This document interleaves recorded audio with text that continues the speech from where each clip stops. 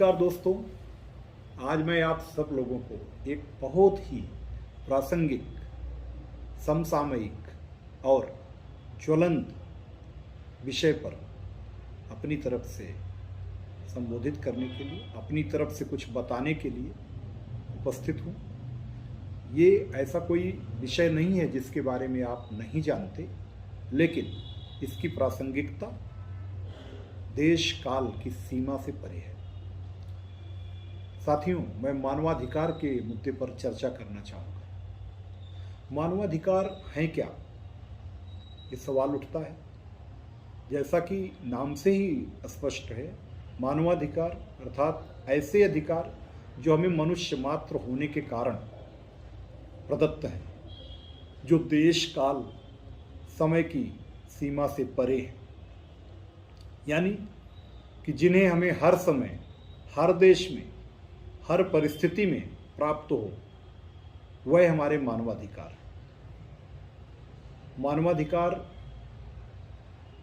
अगर हम इतिहास में जाएंगे तो इसका इतिहास हम बहुत पुराने काल में जाने पर अपने देश में, अपनी देश की जो संस्कृति रही है उसमें इसकी जड़ें पाएंगे। संस्कृत के श्लोक अयम निजः परो वेति गणना लघुचेत शाम उदार चरिता नाम तु वसुधैव कुटुंबकम। पूरे पृथ्वी को अपना परिवार मानने की परिकल्पना हमारे वैदिक ऋषियों ने सहस्राब्दियों पूर्व की थी। तो सहस्राब्दियों पूर्व से ही इसका मतलब मानवाधिकार पूरी तरह से भारतीय संस्कृति में समादृत थे, समाहित थे और पूरी तरह से अपने स्तर पर मैं कहूँगा प्रयुक्त भी थे। उन्हीं मानवाधिकारों को जब हम आधुनिक परिस्थितियों में देखते हैं तो हम सभी जानते हैं कि मानव जाति के इतिहास में अंतर्राष्ट्रीय स्तर पर दो भीषण युद्ध हुए। इतिहास का छात्र होने के कारण उनके बारे में काफ़ी गहराई से मैं जानता हूँ। प्रथम विश्व युद्ध जो 1914 से लेकर 18 तक चला, फिर वर्साई की संधि से 1919 के आसपास समाप्ति तक, और उसके पश्चात दूसरा विश्व युद्ध जो 1939 से 1945 तक चला। और दूसरे विश्व युद्ध का भी बहुत दुखद अंत हिरोशिमा और नागासाकी पर अणुबम हमले और उससे उत्पन्न विभीषिका के साथ हुआ। इन दो विश्व युद्धों ने, जिनके दावानल ने संपूर्ण मानवता को असमय काल कौलित करने का खतरा उत्पन्न कर दिया था, जिसके दावानल के प्रभाव में लाखों लोग मारे गए थे, बेघर हो गए थे। उसके पश्चात संयुक्त राष्ट्र संघ के बैनर तले वैश्विक स्तर पर सभी राष्ट्रों ने एक नया प्रयास किया, और उसी कड़ी में हम जानते हैं कि सभी लोगों के, चूँकि मानवता इसके पहले दोनों विश्व युद्धों में कराह चुकी थी, तो सभी लोगों को मानव मात्र होने के कारण जो अधिकार प्रदत्त होने चाहिए उनको सूचीबद्ध करके 10 दिसंबर 1948 को संयुक्त राष्ट्र संघ ने मानवाधिकारों का चार्टर घोषित किया। मानवाधिकारों के इस चार्टर में 30 अनुच्छेद थे, जिनका अगर मैं मूलांश कहूँ तो मूल यही था कि मनुष्य मात्र होने के कारण जो 30 अधिकार हर अनुच्छेद में पृथक पृथक प्रदत्त किए गए, जो देश काल परिस्थिति से परे, देश काल की भौगोलिक सीमाओं से परे सभी मनुष्यों के लिए हर जगह लागू थे, उनको लागू किया गया। और उन्हीं को हमारे भारतीय संविधान में भी काफ़ी कुछ अंगीकार किया गया है, कुछ नए भी मानवाधिकार जोड़े गए हैं। जब हम मानवाधिकारों की परिभाषा को और ज़्यादा गहराई से देखते हैं तो हम देखते हैं कि बहुत स्पष्ट रूप से हमारे मानवाधिकार संरक्षण अधिनियम 1993 जो हमारे देश में मानवाधिकार की आयोग की स्थापना 1993 में उसके साथ लागू हुआ, उसमें परिभाषा दी गई है कि मानवाधिकार क्या है। बताया गया है कि मानवाधिकार से अभिप्राय व्यक्ति के जीवन, स्वतंत्रता, समानता एवं गरिमा से संबंधित उन अधिकारों से है जो संविधान द्वारा प्रत्याभूत हैं या अंतर्राष्ट्रीय करारों में सन्निहित हैं और हमारे देश में न्यायालयों द्वारा प्रवर्तनीय है।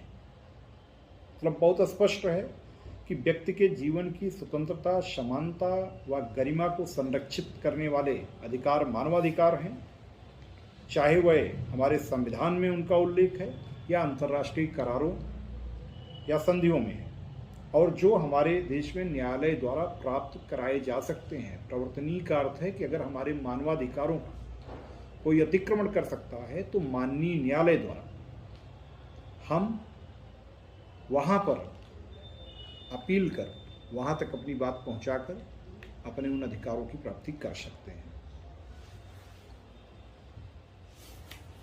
मानवाधिकारों के बारे में जैसा कि हमने पहले भी कहा कि ये ऐसे हकदार हैं, हम सभी लोग इनके प्रति, यानी प्रत्येक मनुष्य जो प्राणी मात्र होने के कारण इन मानवाधिकारों के प्रति हकदार है, वो हमारे अपने मनुष्य होने मात्र की प्रकृति में निहित हैं। यानी बाय डिफ़ॉल्ट हम मनुष्य हैं, इस कारण ये हमें प्राप्त हैं। किसी रीत रिवाज, परंपरा, कानून, राज्य शासक द्वारा ये प्रदत्त नहीं है। और सबसे बड़ी बात कि हमारे व्यक्तित्व का विकास मानवाधिकारों से जुड़ा हुआ है। यानी बिना मानवाधिकारों के कोई भी मानव अपने व्यक्तित्व का सर्वांगीण विकास नहीं कर सकता, और ये प्रत्येक मानव को बिना किसी भेदभाव के प्राप्त हैं, चाहे वो किसी भी जाति, लिंग, रंग, धर्म व भाषा से ही क्यों संबंध न रखता हो। और मानव की गरिमा भी मानवाधिकारों से जुड़ी हुई है, चाहे स्त्री हो या पुरुष, बालक हो, युद्धबंदी हो, अभियुक्त हो या कोई भी व्यक्ति क्यों न हो, मानवाधिकार सबको हर स्थिति में समान रूप से प्रदत्त हैं। हम सभी जानते हैं अनेक प्रकार के हमारे मानवाधिकार होते हैं। उनमें आर्थिक, सामाजिक, सांस्कृतिक, नागरिक बहुत सारे अधिकार हैं जो हमारे देश में हमें मूलाधिकारों के रूप में भी काफ़ी कुछ प्रदत्त हैं। अनुच्छेद 12 से लेकर 35 तक जो भारतीय संविधान में मूलाधिकार दिए गए हैं, वो काफ़ी कुछ हमारे मानवाधिकारों की भी श्रेणी को पूरी तरह से कवर करते हैं। कुछ मैं कहूँगा कि मानवाधिकारों का दायरा समय, देश, काल एवं परिस्थिति के साथ जैसे जैसे हम विकास के नए सोपान पर पहुँच रहे हैं, उनका दायरा विस्तृत होता जा रहा है।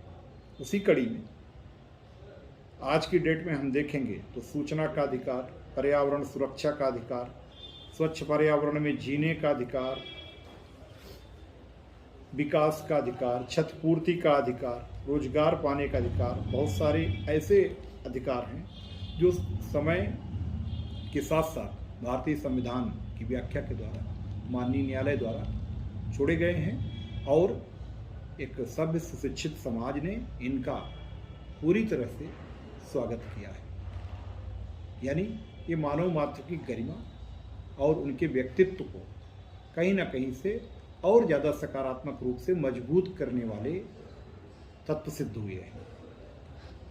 साथियों, अब हम मानवाधिकारों के बारे में जब डिटेल में अगर जाएं, इनमें है क्या, जो मानवाधिकारों की सार्वभौम घोषणा हमने बताया संयुक्त राष्ट्र संघ ने 10 दिसंबर 1948 को की, तो हम बहुत ब्रीफ में इन 30 मुख्य अधिकारों के बारे में बताएंगे। अनुच्छेद 1 कहता है कि सभी मनुष्य गरिमा और अधिकारों की दृष्टि से स्वतंत्र और समान हैं। जन्मजात स्वतंत्र और समान हैं और बुद्धि एवं अंतर चेतना से भी सभी अपने आप प्रदत्त हैं। इसी प्रकार से अनुच्छेद 2 कहता है कि इस घोषणा पत्र में जितने भी अधिकार और स्वतंत्रताएं अभिलिखित हैं वह सभी मूल वंश, धर्म, लिंग, भाषा, राजनैतिक विचार, राष्ट्र, समाज, उद्भव, संपत्ति, जन्म, इन सब से परे सबको समान रूप से प्रदत्त होंगी। यानी कि जितने भी इस चार्टर में मूलाधिकार के रूप में मानवाधिकार उल्लिखित हैं वो अंतर्राष्ट्रीय स्तर पर सभी को प्रदत्त हैं। अनुच्छेद 3 में प्रत्येक व्यक्ति के प्राण, स्वतंत्रता और दैहिक सुरक्षा का अधिकार उद्धृत है। अनुच्छेद 4 दास प्रथा का प्रतिषेध करता है, यानी कि विश्व के किसी भाग में कहीं भी किसी को दास या गुलाम नहीं बनाया जा सकता। अनुच्छेद 5 किसी भी व्यक्ति को किसी प्रकार की यातना न देने के बारे में कहता है और उससे क्रूर, अमानवीय या अपमानजनक व्यवहार नहीं किया जाएगा। अनुच्छेद 6 प्रत्येक व्यक्ति को सर्वत्र विधि के समक्ष व्यक्ति के रूप में मान्यता का अधिकार प्रदत्त करता है। अनुच्छेद 7 उन्हीं बात को पुनः दोहराता है कि विधि के समक्ष सभी व्यक्ति बिना भेदभाव के समान हैं। अनुच्छेद 8 प्रत्येक व्यक्ति को पूरी तरह से जो संविधान द्वारा प्रदत्त मूलाधिकार है किसी भी देश में, उनके विरुद्ध अगर उनका वायलेशन होता है तो वो उनके विरुद्ध उपचार भी प्राप्त कर सकता है, संवैधानिक उपचारों के अधिकार के अंतर्गत। हालांकि ये सभी को समान रूप से नहीं प्राप्त होते। एक उदाहरण द्वारा मैं समझाना चाहूँगा कि अगर भारत में मूलाधिकार प्राप्त हैं तो ये भारतीय नागरिकों को प्राप्त हैं। विदेशी नागरिक को केवल मानवाधिकार के रूप में अधिकार प्राप्त होंगे, मूलाधिकार पूरी तरह से प्राप्त नहीं, क्योंकि मूलाधिकार उस देश के नागरिक पर पूरी तरह लागू होते हैं। अनुच्छेद 9 व्यक्ति को मनमाने ढंग से गिरफ्तार, निरुद्ध या निर्वासित नहीं किया जा सकता, इसकी बात करता है। इसी प्रकार से 10 से लेकर के इसको हम, चूँकि सीरीज लंबी हो जाएगी, 31 तक हम कहें तो इसका कुल मिलाकर के निचोड़ यही है कि ये मानव मात्र के अधिकारों की बात करता है और मनुष्य मात्र होने के कारण जो अधिकार प्रदत्त हैं वो सबको मिले उनकी बात करता है। अब हम थोड़ा सा इसमें पुलिस के बारे में अपनी बात रखें, क्योंकि कभी कभी बहुत सारे जगह पे जागरूकता के अभाव में, मैं कहूँगा अनभिज्ञता के कारण, और कभी कभी इस प्रकार से कथित रूप से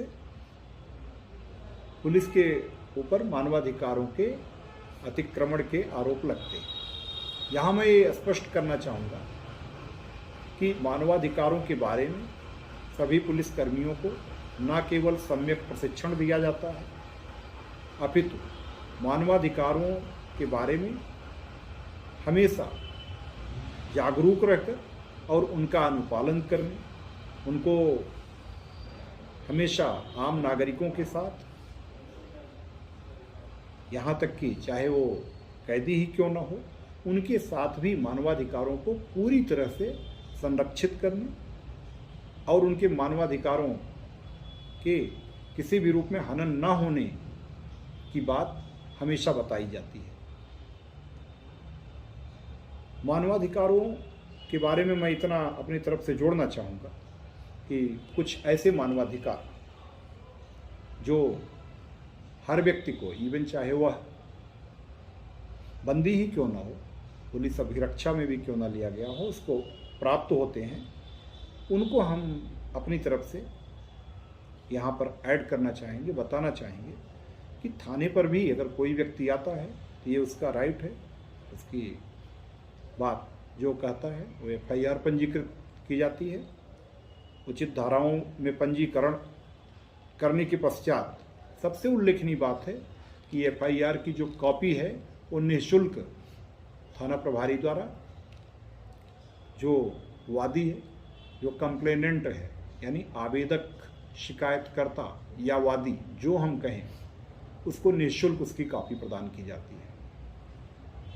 इसके साथ ही साथ थाने पर लाए गए किसी व्यक्ति के साथ किसी प्रकार का अमानवीय व्यवहार या किसी प्रकार की शारीरिक प्रताड़ना ये निषिद्ध है, किसी भी रूप में विधि विरुद्ध है, ऐसा नहीं किया जाता।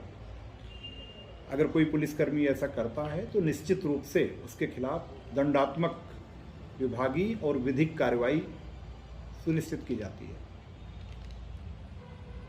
इसी प्रकार से अगर कोई व्यक्ति कभी भी पुलिस हिरासत में लिया जाता है, गिरफ्तार किया जाता है, तो उसे गिरफ्तारी का कारण बताया जाता है और गिरफ्तारी का कारण बताने के साथ साथ अपनी पसंद के विधि व्यवसायी से, यानी जिसको आप अधिवक्ता कहते हैं, एडवोकेट, वकील से परामर्श करने और उसके अपने प्रतिरक्षा के अधिकार से उसे किसी रूप में वंचित नहीं किया जाता।